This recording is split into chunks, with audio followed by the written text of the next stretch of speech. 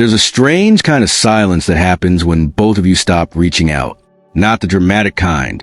Not the "we're done" kind. It's quieter than that. He checks his phone, puts it down, tells himself it's fine. You do the same. Days pass, then more days. And somewhere in that silence, a question starts forming that no one wants to say out loud. Did this end, or is something still happening underneath? If you're watching this, there's a good chance you've already tried everything you were supposed to do. You didn't beg. You didn't chase. You didn't explode. You just stopped. And now the absence feels heavier than any argument ever did. What makes it uncomfortable is that part of you hopes the silence means something, and another part of you is afraid it means absolutely nothing. Here's the uncomfortable truth most men aren't told. When a dismissive avoidant stops contacting you at the same time you stop contacting them, it doesn't create closure. It creates a psychological standoff. Not because either of you is playing games, but because both of you are protecting yourselves in very different ways. From the outside, it can look like indifference, like they've moved on effortlessly, like the silence is proof you never mattered as much as you thought. But internally, something else is unfolding, something slower, quieter, and far more confusing than people expect. This is where most advice fails men. It jumps straight into labels, tactics, or rules. It tells you what to do next without explaining what's actually happening inside the dynamic when both people disengage at the same time. And without that understanding, men either wait too long, act too fast, or walk away for reasons that don't actually align with their self-respect. In this video, we're going to slow this down. We're going to look at what really happens when contact stops on both sides, not just externally, but internally. What the dismissive avoidant begins to feel. What you begin to feel, and why the silence changes the power, the memory, and emotional gravity of the connection in ways most people completely misunderstand. This isn't about chasing. It's not about winning. And it's definitely not about manipulation. It's about clarity.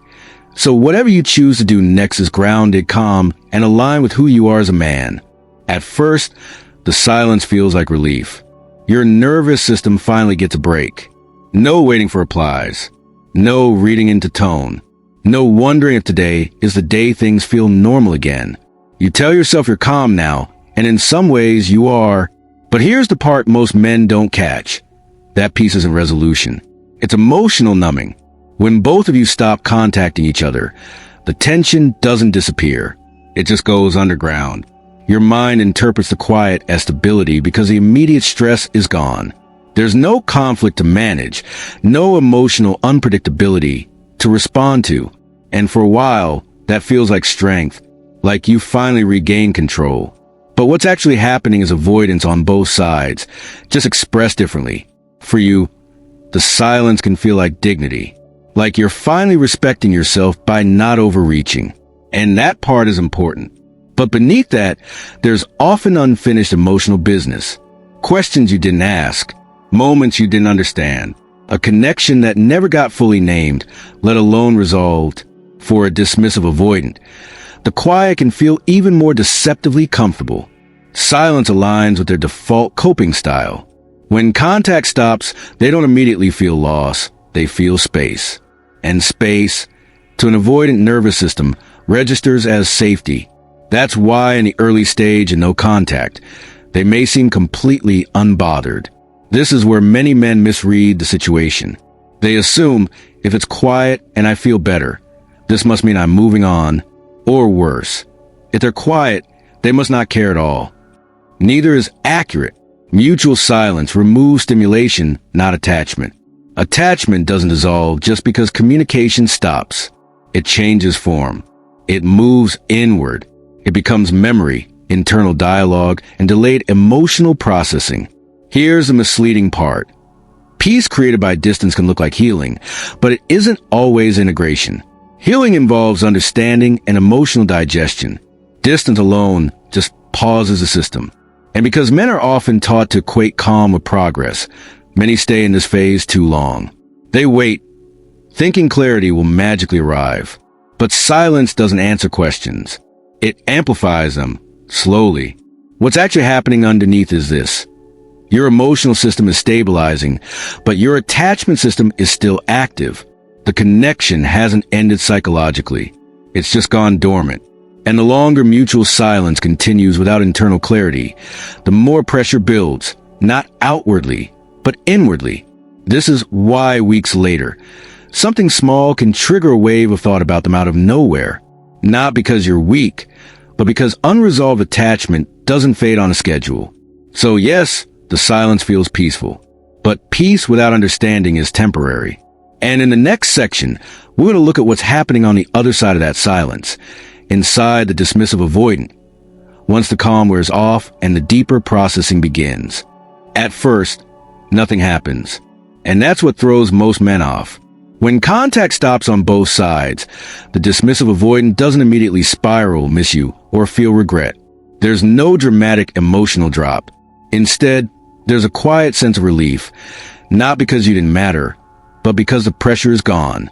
No expectations, no emotional demands, no sense that they have to be on. For an avoidant nervous system, this feels like balance returning. This is where many men misinterpret the silence as indifference.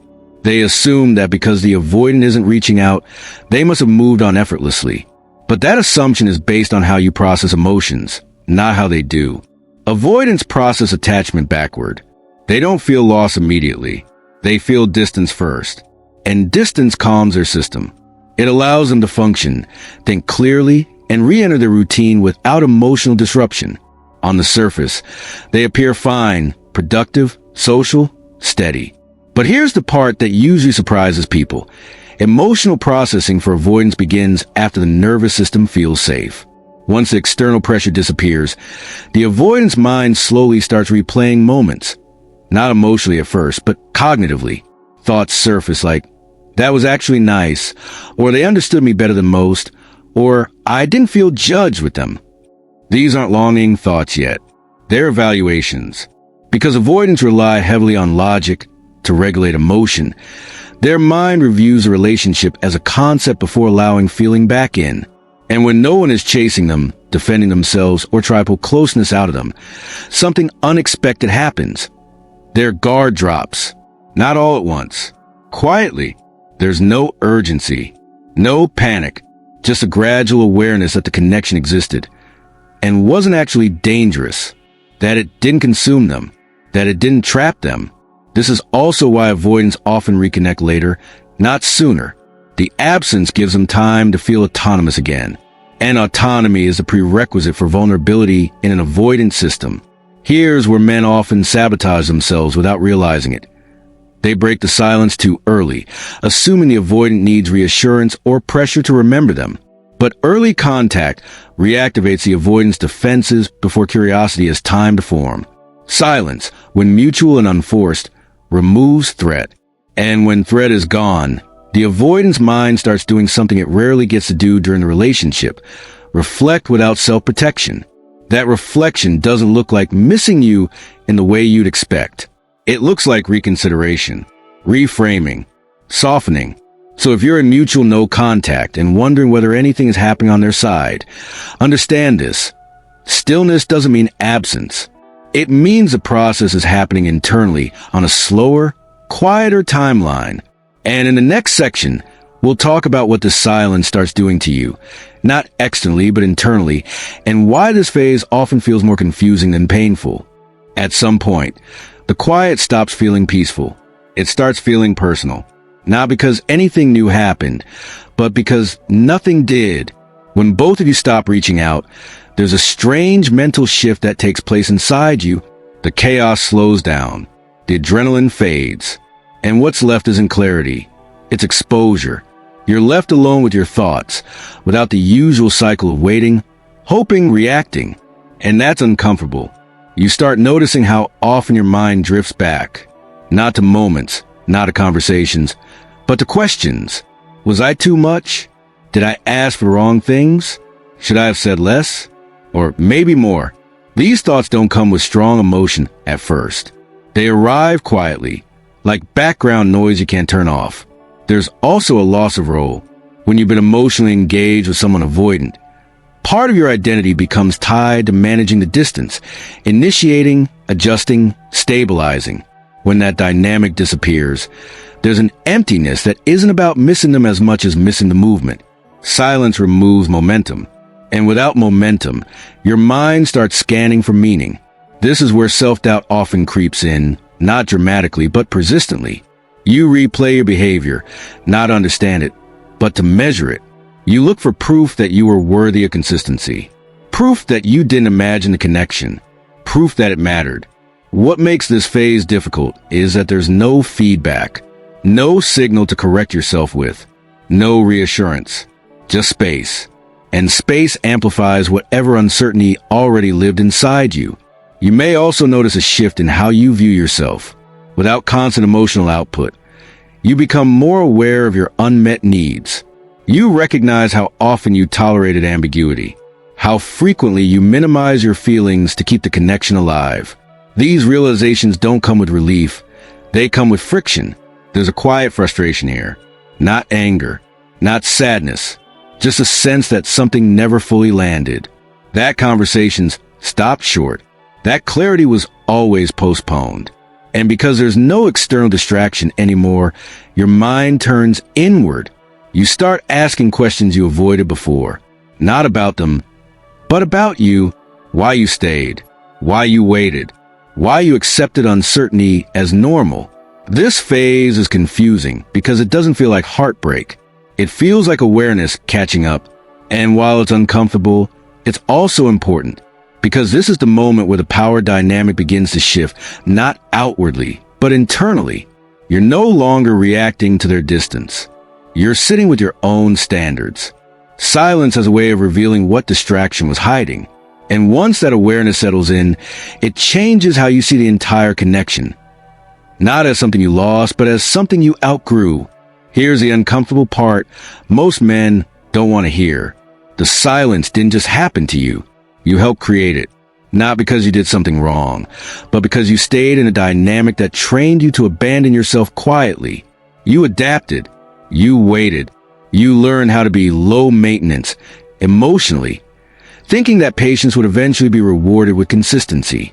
That's the part that needs to be addressed. When both of you stop contacting each other, it feels mutual on the surface, but internally, there's often a difference. You didn't stop because you lost interest. You stopped because you were tired of being the only one reaching. That matters. And here's the calm but necessary criticism. Many men confuse emotional restraint with emotional strength. They tell themselves they're being mature, unbothered, controlled, when in reality, they're suppressing needs they never gave themselves permission to voice clearly. You don't become grounded by tolerating uncertainty indefinitely. You become grounded by recognizing when something no longer aligns with your standards. Avoidant dynamics often reward silence, not effort. The more you chase clarity, the more distant the connection becomes. So men adapt by doing less, hoping that withdrawal will restore balance. Sometimes it does. Often, it just delays the inevitable realization. The wake-up moment is this. If silence feels like relief mixed with regret, it's a sign you were overextended. Not weak, overextended. Here's the advice, and it's simple, not dramatic. Stop measuring your worth by how long you can endure emotional ambiguity. A healthy connection doesn't require you to constantly manage space, timing, or emotional temperature. You shouldn't have to disappear to be valued. And you shouldn't need absence to be noticed. This phase of no contact isn't a strategy. It's feedback. Feedback that says your energy was more invested than the structure could hold. Feedback that says you were adjusting more than you were being met. Feedback that asks one clear question. Is this dynamic something you want to repeat? Men often think the goal is to win the silence, to come out stronger, calmer, more unaffected. But the real growth isn't in appearing detached. It's in becoming honest about what you require to stay. This moment is less about them. It's about whether you're ready to stop shrinking your needs to preserve connection. Silence doesn't mean you failed. It means you finally stopped negotiating with something that wasn't giving back. At some point, the silence stops feeling loud. Not because anything was resolved, but because your nervous system stops bracing for impact. That's when something important changes. When both of you stop contacting each other, there's an early phase where your mind keeps replaying conversations, timing, and what-ifs. But eventually, a different awareness creeps in. You realize you're no longer reacting. You're observing. And that's where your power begins to return. Avoidant partners are deeply attuned to emotional pressure, even when nothing is said. When emotional pull fades, not in anger, not in strategy, but in genuine detachment, the dynamic shifts. The absence of pursuit creates space for reflection, not always immediately, and not always consciously, but consistently. Here's the surprising part most men don't expect. When you stop centering your decisions around their emotional availability, clarity arrives faster. You stop asking whether they miss you and start noticing whether you feel lighter without constant uncertainty. This stage isn't about them reaching out or staying silent. It's about you reclaiming internal alignment. Your attention returns to your routines, your boundaries, your sense of direction. And without trying to provoke anything, your emotional steadiness becomes noticeable, even from a distance. Avoidant individuals often struggle with delayed emotional processing. They feel things after the pressure is gone, not during it. So when silence becomes stable instead of tense, it creates the first safe environment for them to reflect honestly, not on losing you, but on how the connection functioned. But here's the part you need to hear clearly. This is not a guarantee of reconnection, and it shouldn't be. The real outcome of mutual no contact is not whether they come back. It's whether you outgrow the need for emotional uncertainty to feel connected. That's the shift that matters. When you stop chasing resolution and start valuing consistency, your standards quietly rise. You become less impressed by intermittent attention and more anchored in emotional reliability. And whether they return or not, you're no longer waiting. Silence, when it's mutual and sustained, doesn't end things immediately. It reveals them. It shows you what the connection was built on: effort or anxiety, presence or anticipation, mutual investment or emotional tolerance. And when you reach this stage, you don't need closure. You already have clarity. Not because they explained anything, but because your nervous system stopped asking for more than the relationship could give. That's when the story changes. Here's the controversial truth, and it's calmer than people expect. Most relationships don't end because of conflict. They end because one person finally stops carrying the emotional weight alone. When a dismissive avoidant and you both stop contacting each other, the silence isn't punishment and it isn't strategy. It's exposure. It exposes how much effort was being compensated for by hope. It exposes how often uncertainty was mistaken for depth. And it exposes whether connection existed beyond emotional endurance. For many men, this moment feels like loss at first. But if you're honest, it also feels like relief. Relief from guessing. Relief from managing distance. Relief from constantly wondering if today would be different. And that relief is important because it tells you something essential. Peace shouldn't come from absence. It should come from presence. If silence is what finally gives you clarity, then the relationship was already asking too much from you. If this resonates, I want you to comment your experience below. Not the highlight version, the real one. What the silence felt like. What changed inside you. I read these and I reach out because these conversations matter. You're not weak for caring. You're not broken for staying. And you're not wrong for choosing yourself when the connection stopped choosing you back. Sometimes the most powerful thing you can do isn't to chase answers. It's to listen to what silence has already shown you.